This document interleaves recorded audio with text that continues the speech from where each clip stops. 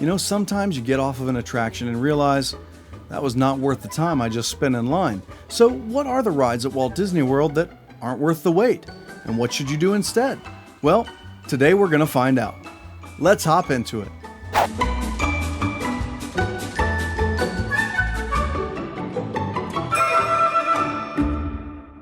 Hello and welcome to the Park Hop. My name's Jacob. Thanks for liking and subscribing. You know, it's no secret that a Disney vacation can be stressful. You spend thousands of dollars and you feel this immense pressure to do every possible thing and get your money's worth and plan every little detail, and it doesn't take long for you to realize that that perfect scenario isn't a realistic one. And that's okay. Nothing can demoralize you though like spending what feels like an eternity in line only to step off of an attraction and wonder whether you've just wasted a huge portion of your day. It is true. Even at a place as well crafted as Walt Disney World, there are going to be times when you question whether an attraction is actually worth your time. So to help us all out, we're going to be taking a look at what I feel are 6 attractions that just aren't worth their wait. Now, before you get upset at me for insulting your favorite Walt Disney World attraction, let me tell you what I don't mean when I say that a ride isn't worth the wait. I don't mean to say that that attraction isn't worth riding. In fact, I'm a huge fan of some of the things on this list. No, instead, I mean that waiting in a standby queue for one of these attractions likely isn't the best use of your time, and you might get to the end of the ride and kick yourself for wasting much of your day. And I also intend to show you a better way to ride some of these attractions so you don't have to miss out on them entirely. Number 1. Test Track. Test Track at Epcot is sponsored by Chevrolet and gives riders the chance to design their own vehicle and put it through its paces in a number of real-world inspired tests. And even after 20 years, it still puts a smile on my face. What doesn't put a smile on my face, though, is that the standby queue for Test Track can still be over 2 hours long, even after all of these years. And as much as I enjoy that final lap around the old world of motion building, I can't justify eating up that much time waiting for something that doesn't really pay off until the last 45 seconds or so. So for me, Test Track just isn't worth the wait. But if you're insistent on getting a little bit of an adrenaline rush during your day at Epcot, I can't say I blame you, and 64.9 miles per hour never felt so fast. So here's the solution. Instead of waiting in an incomprehensibly long standby line, you're going to want to head for the single rider line. There are only a few single rider lines at Walt Disney World, and this is one of them. Now, you're going to lose some of the customization options when you're building your own vehicle, and you're going to end up separated from the rest of your party. Honestly, though, neither of these things is reason enough to stand in the full queue. And the fact that this is a Tier 1 FastPass means that using one of your FastPasses here is going to limit your other options, which leads me to number 2, Frozen Ever After. So count me among the many who were severely bummed when Maelstrom was sent packing in favor of a ride based on the Frozen characters. Sour grapes aside, though, I actually enjoy riding Maelstrom's replacement, Frozen Ever After. What I don't enjoy is the wait time that can often exceed 90 minutes. Now, to me, a grown man who's not a fan of the movies, it doesn't make much sense to lose that much time from my day just to ride an attraction that replaced one that I enjoyed much more. But if you've got young kids, especially young daughters, you are not likely to get out of Epcot alive without heading into the Norway Pavilion and singing along with Elsa and the gang. You know the song I'm talking about. So instead of waiting in line with a mass of 8-year-olds for the same number of minutes as the movie's runtime, make Frozen your Tier 1 FastPass choice in Epcot. Now remember, you can make FastPass reservations as of 7 a.m. 30 days before your visit and 60 days if you're staying on property. Now I know that a Frozen Ever After FastPass can be a tough get, but it's gotten easier over time.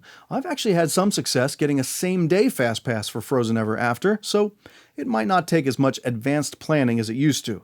But if you're wondering where to use your Tier 1 FastPass at Epcot, this is going to be your better option. Otherwise, it might not be worth the wait. Number 3.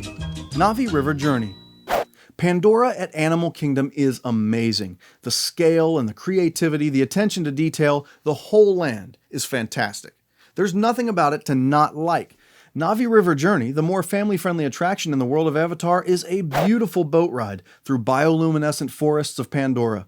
You'll encounter numerous kinds of animals as well as the Na'vi people themselves, including the Na'vi Shaman of Songs. a breathtaking animatronic that is rumored to have cost around $10 million. So, if it's so great, why is it on a list of attractions that aren't worth the wait? Well, like the other things on this list, there's one main reason. The ends might not justify the means. Navi River Journey's wait time on busy days is often as high as 2 hours. And I don't care what the animatronic cost, I'm not inclined to wait 2 hours in the most humid park on property for a 4-minute boat ride. Now, what makes it even more difficult is that, even though it's been open for a few years, it is still a much tougher FastPass to get than other major e-ticket attractions like Expedition Everest or Dinosaur. And the secret is not to just skip it. Don't skip it. Instead, the secret to riding Navi River Journey and not wasting much of your day is to piggyback on a rope drop for Flight of Passage, a phenomenal e-ticket attraction that serves as the primary draw into Pandora, and arguably the greatest amusement park attraction of all time. I mean, Rise of the Resistance may have clipped it, but that's a different video. Now, for those of you who don't know, rope dropping is the term for getting to the park a significant amount of time before the official opening.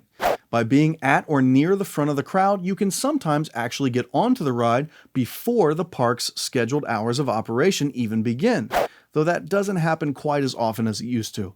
Now, I'm not saying to rope drop Navi River Journey. That would not be the best use of getting to the park at 7 a.m. Instead, you want to successfully rope drop Flight of Passage by getting there early enough that you might be able to follow it up with Navi River Journey and wait less than 15 minutes. I've actually used this suggestion myself and have walked on the attraction with no wait at all. Number 4. Slinky Dog Dash. Since the opening of Toy Story Land at Disney's Hollywood Studios, one ride has had the most egregious wait time, and that is Slinky Dog Dash. Now, it's a beautiful roller coaster, brightly colored, well-themed, fun sound effects, and it is fun to ride. At the end of the day, though, waiting 90 minutes for a 90-second family coaster can take a huge bite out of your day. I've seen the wait over 2 hours on the busiest days, plus that queue can get really hot. I mean, I know they put out umbrellas, but it can be unbearable. Now, instead, use the rope drop technique that we talked about before and make Slinky Dog your number one choice. Now, the downside to this is that Rise of the Resistance has brought way more people into the park before its official operating hours. You're probably going to need to get to the park about 90 minutes before the opening to ensure that you're one of the first people in line for Slinky Dog. The positive, though, is that you'll already be in the park and, in essence, in line for your first attraction when the virtual queue for Rise of the Resistance opens up. So you can kill 2 birds with 1 stone by getting in line for Slinky Dog Dash and getting into the virtual queue for Star Wars Rise of the Resistance. And one more note about rope dropping. The argument I hear all the time against it is, well, I'm still going to be waiting a long time. I'm just going to be doing it earlier in the day. Well, yes and no. You're going to be waiting for the park to open, but often you're going to be waiting less time than you would have if you tried to ride an attraction later on in the day. But not only that, you're beginning your day earlier and increasing the amount of time that you'll be able to spend in the park, so it's not just about saving time, it's also about making more time. Number 5. Seven Dwarfs Mine Train.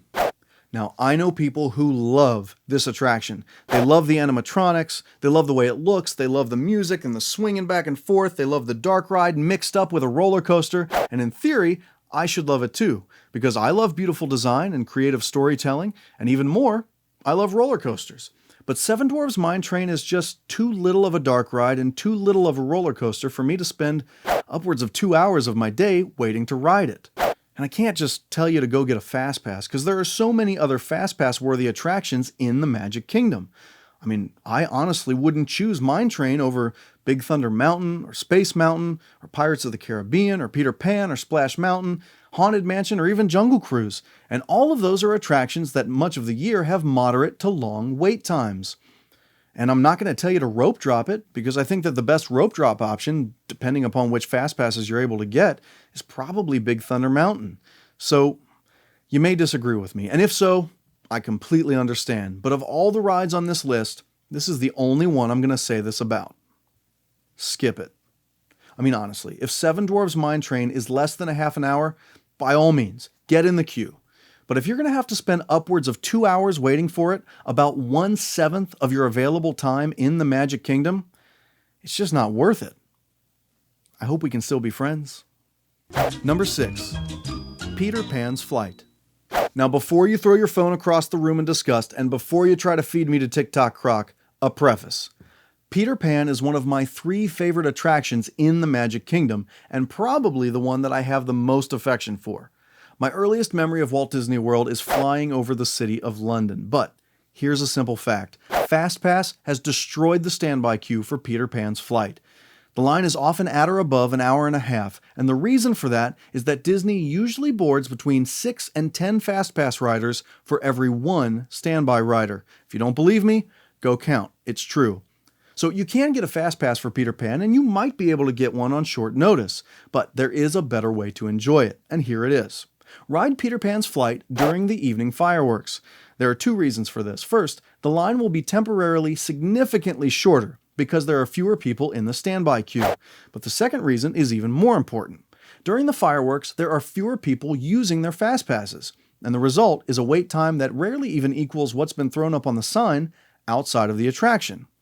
You know, Peter Pan is one of those rides that will make me genuinely sad if I leave the park without having ridden it. Waiting for the better part of 2 hours, though, is going to make me full-on depressed. Well, there you have it. The 6 Walt Disney World attractions that I feel simply aren't worth their wait, and how to ride most of them anyway. Everyone's going to have their own opinion about what is and what isn't worth their time, so I want to hear from you in today's question of the day. What experiences at Walt Disney World do you feel aren't worth their wait? I'm sure we'll agree about some things and disagree about others, but the important thing is that at the end of the day, we all have the best possible time on our Disney vacations. And also, you should agree with me. Hey, thanks for watching. If you like this video, be sure to give it a big thumbs up. If you're new here, don't forget to subscribe and click the notification icon. And don't forget to leave a comment about what attractions aren't worth your time at Walt Disney World. Until next time, I'm Jacob, reminding you to gather your belongings, watch your head and step, and take all small children by the hand.